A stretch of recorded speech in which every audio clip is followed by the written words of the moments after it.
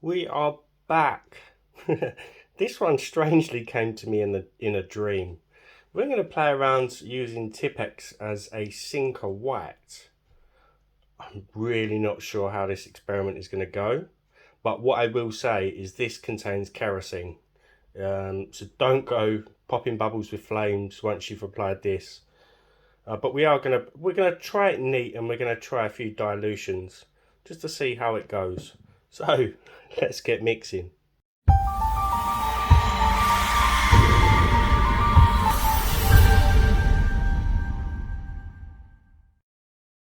So we are, for this one, of course, going to be using the collaboration resin. It's the best for Petri. And we're going to be using the 26 ink alcohol ink set. Now I've got some needle tip bottles on the side. I've popped a small ball bearing inside each one. We're going to try it neat, which I know it's going to blob.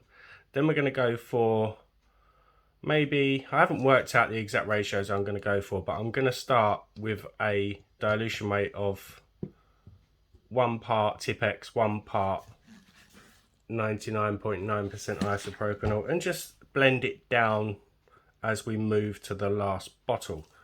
So I'm just going to finish mixing. So my resin is poured. I remember using this at school, and I'm pretty sure there used to be a ball bearing in there. I've been shaking this for about 30 seconds and it's not doing anything. So I think, or can I hear one?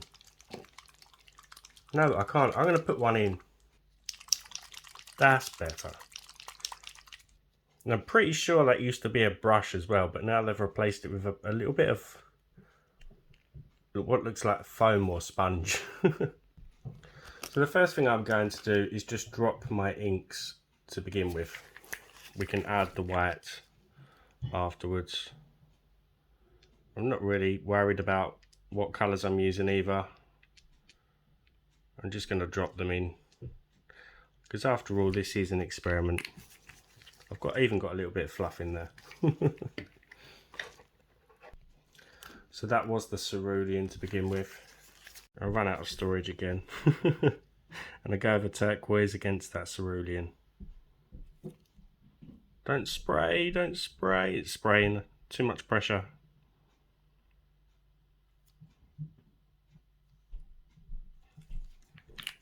And then I think we'll go with a yellow. We'll go with a lemon yellow.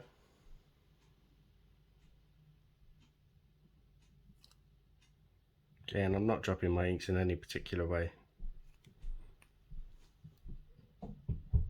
Just dropping them in. Then I'm just going to fill any of the negative spaces with another drop of cerulean. Just in those. Right, so now I've given the Tipp-Ex yet another shake just to make sure. It's going to be difficult to get drops out. This is going to be really thick, isn't it? I can see just how thick that is. That really is going to blob. But we're going to try it. Just on one of these small oval shapes. I already know it's going to sink. See, it's spreading pretty similar to what an alcohol ink would on top of the resin. I think this is going to be even thicker and blobbier than Pinata. So this one is the only one that we're going to do neat. I'm hoping it even dries. It should dry. Tipp-Ex normally dries on paper really, really fast. So now we're going to have to do the dilutions. I've just got to be able to pour this, which I will be able to, back into the bottle once I've finished. And what I'll do is I'll watch the video back through, I'll write down the dilutions for each one, and then as I'm demoulding, I'll try and remember to speak them out. Okay, so first of all, I'm going to go with not that much. Really is thick. It's making it very hard to see the pipette. Okay, so in this one I've got 1-1, which is 1 part alcohol to 1 part Tipp-Ex. This one is 2-to-1, so 2 alcohol, 1 part Tipp-Ex, and this one is 3:1. 3 alcohol, 1 part Tipp-Ex. And they're really not mixing together very well.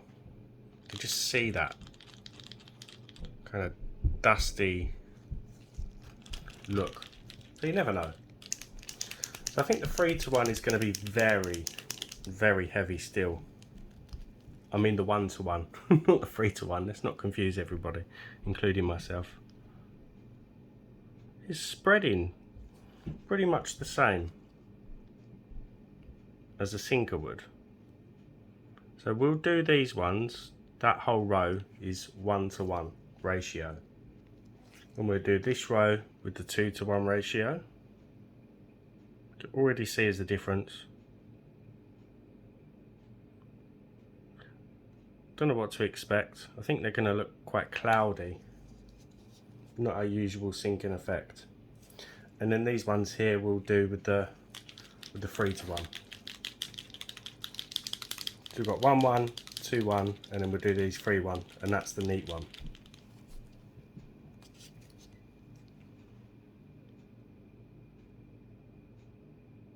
It's very, very light now. You can see the speckledness, if that's a word. If not, I've just made it up.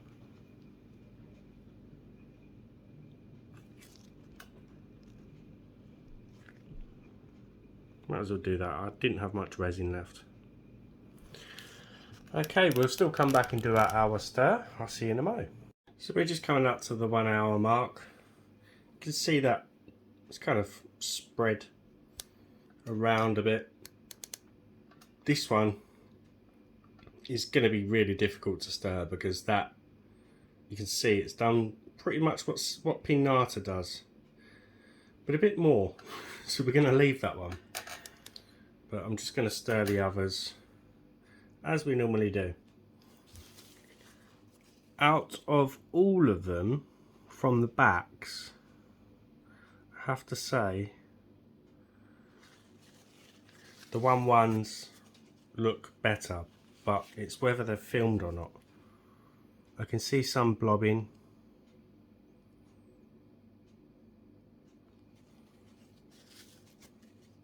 See some sinkage in there. Well, I can see some spores.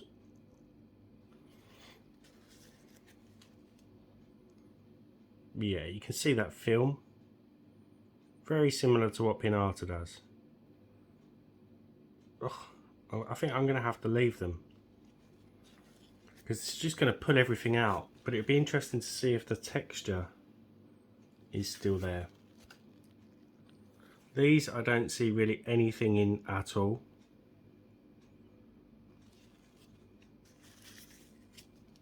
You can just see grains just below the surface. So I don't think it's going to work. You have to try these things, otherwise you'll never know.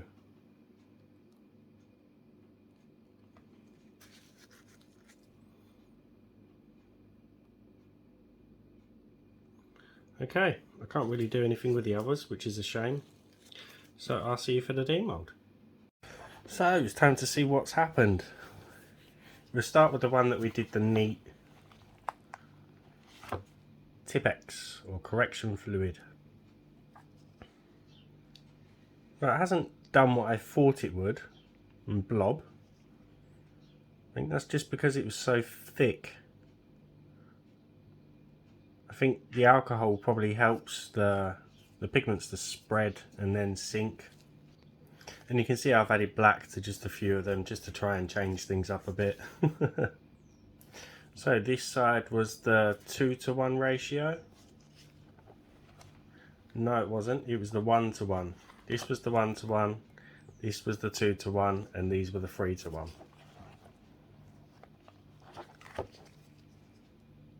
They almost look like Pinata from the back. Nah. Not really any kind of texture. Had some sinkage there. Almost looks like an aerial view of a planet. if it was round. Again, a couple of little blobs.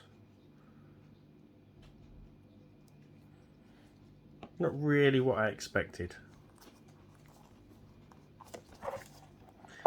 As always, massive shout out to my channel members, anyone who's bought me a coffee or a super thanks. It is otherworldly, but it's not what I was expecting. So, on to the next row. I wonder if more alcohol. Wow, that is like a galaxy. We've had some, don't know whether they've blobbed or whether they've just, I think they have just, but that is really super shiny as well. Got some spores in there, so it's similar to a single white. This is what I was expecting. It's almost furry. It's not our usual bobbly type of Petri, but I mean, it does something, doesn't it? Definitely. Wow. Who would have thought? So that alcohol content definitely helps the white spread across the surface of the resin, and then it thins down that top area of resin, so it allows those pigments to sink. That is stunning.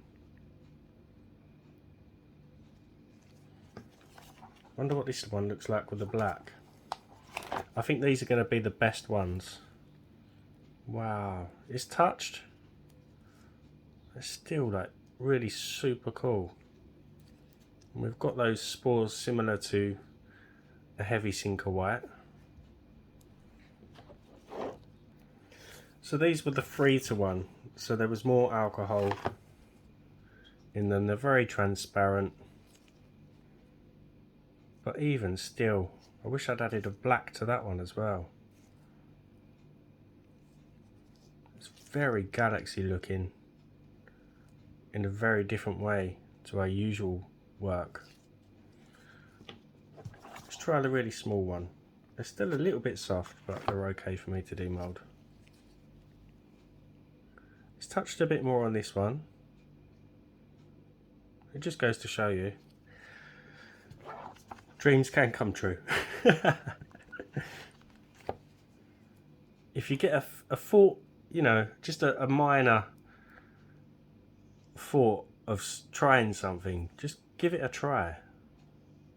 They're not perfect, but I'm really surprised at the depth and Tipp-Ex in resin, eh? I've not seen it done before. Wow, look at the depth. That is beautiful, even with the touching. Last one, as always, give the video a thumbs up, drop me a comment. If you haven't subscribed, hit that button for me. Here we go. Wow, that is like some of the best galaxy looks that I've ever had. That is incredible. Right, I'm going to quickly get some photos and get this uploaded onto YouTube. Hopefully you'll be watching it tonight. I'll see you soon. Bye for now.